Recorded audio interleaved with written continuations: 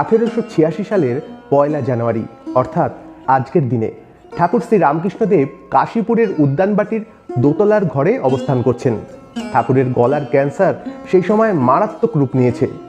দিন দিন ঠাকুরের শরীরের অবনতি ঘটছে, কিন্তু ওই দিন অর্থাৎ ওই 1 জানুয়ারির দিন ঠাকুর একটু সুস্থ বোধ করছেন। তাই ঠাকুর ওই দুপুরের দিকে দোতলার ঘর থেকে নেমে আসলেন নিচে বাগানে। ঠাকুরকে ঘিরে রয়েছেন সমস্ত ভক্তরা। সেই ভক্তদের মধ্যে উপস্থিত আছেন গিরিশচন্দ্র ঘোষ।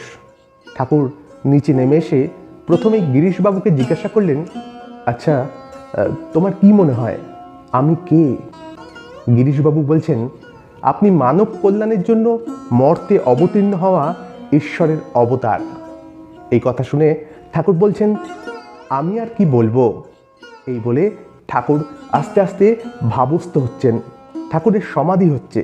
সেই ভাবস্থ অবস্থাতেই ঠাকুর সমস্ত ভক্তদের ছুঁয়ে দিয়ে বললেন, তোমাদের চৈতন্য হোক। অদ্ভুত ঐশ্বরিক একটা স্পর্শ। সেই দিন ঠাকুরের এই আশীর্বাদ পেয়ে, এই স্পর্শ পেয়ে সমস্ত ভক্তরা যেন এক আলাদা অন্যরকম ঐশ্বরিক অনুভূতি অনুভব করেছিলেন, যা আগে কোনোদিনও করেননি।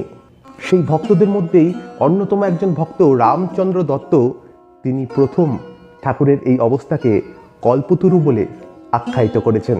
তিনি বলেছেন, হিন্দু পুরাণে যে কল্পতরুর কথা বলা হয়েছে, ঠাকুর সেদিন কল্পতরু হয়ে গেছিলেন এবং তিনি সেই দিনটিকে কল্পতরু দিবস বলে উল্লেখ করেছেন এবং তার এই নামকরণকে কেন্দ্র করেই আজকের দিনে কল্পতরু উৎসব পালন করা হয়। ধন্যবাদ।